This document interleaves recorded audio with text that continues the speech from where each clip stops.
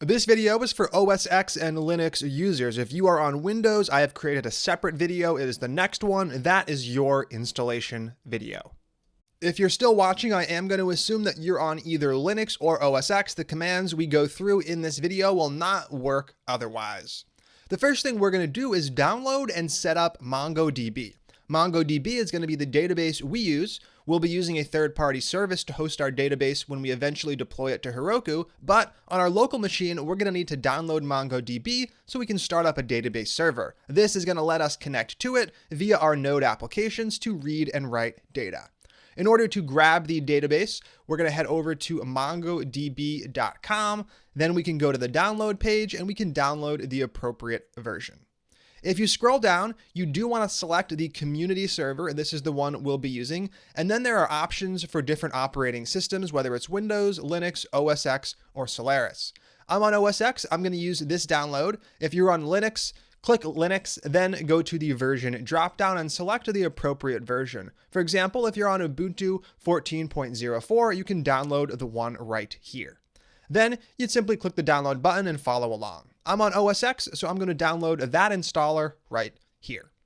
The installer is a little big. It's about 80 megabytes. It's not actually an installer. It's the executables to start up the database server. So take a moment to pause the video, wait for your Mongo download to finish, and when it's done, go ahead and click play.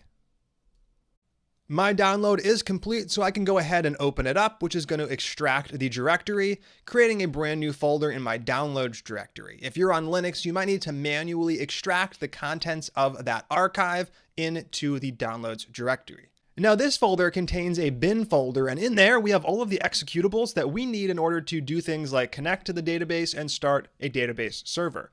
Before we go ahead and run any of them, what we're going to do is rename this directory to Mongo.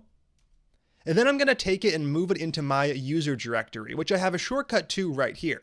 I'm going to go ahead and drag it there. And now in the user directory, I have the Mongo folder.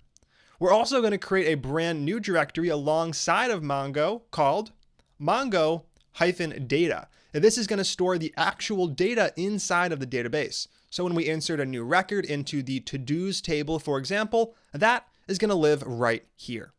Once you have the Mongo folder moved into the user directory and you have the new Mongo data folder, you are ready to actually run the database server from the terminal.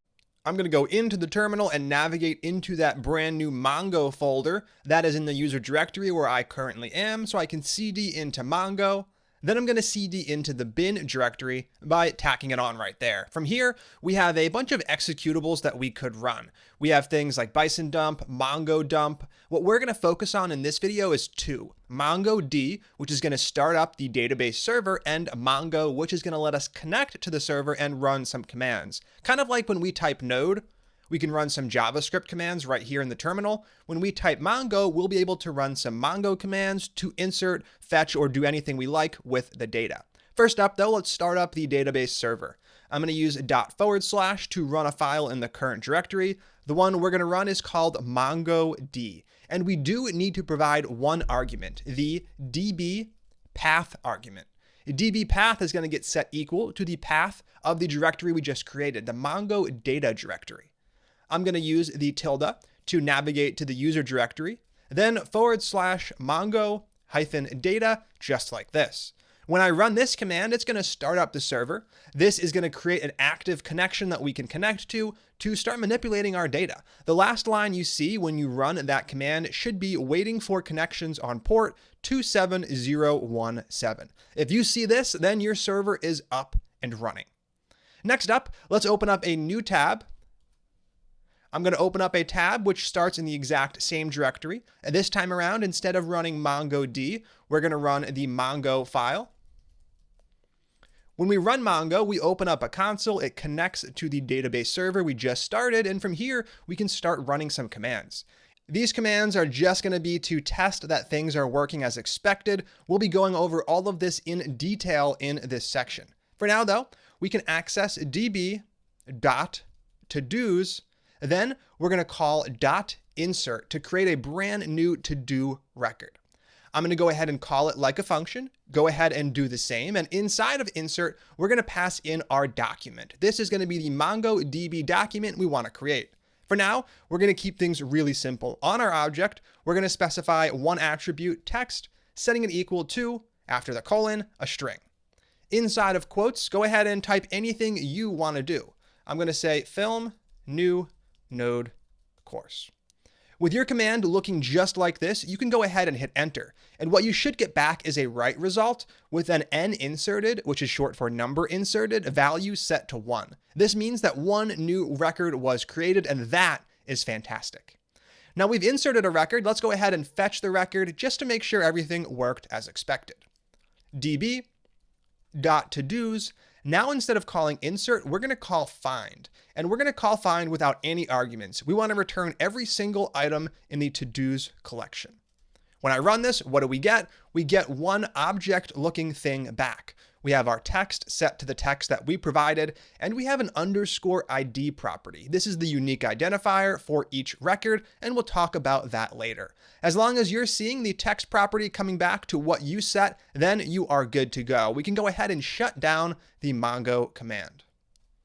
Now we are still going to leave the MongoD command running because there's one more thing I want to install. It's called Robomongo, and it's a graphic user interface for managing your Mongo database. This is going to be really useful as you start playing around with Mongo. You'll be able to view the exact data saved in the database. You can manipulate it and do all sorts of stuff.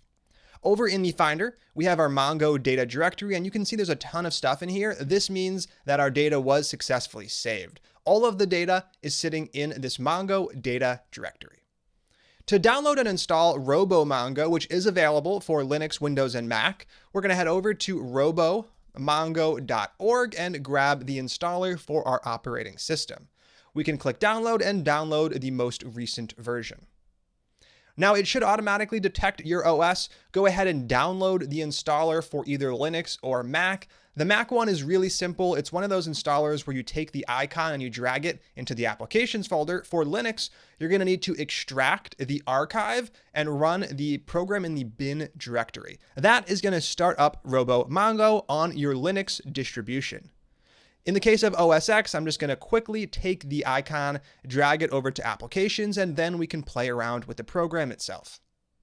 Perfect. Now I'm going to go ahead and open it up inside of the Finder.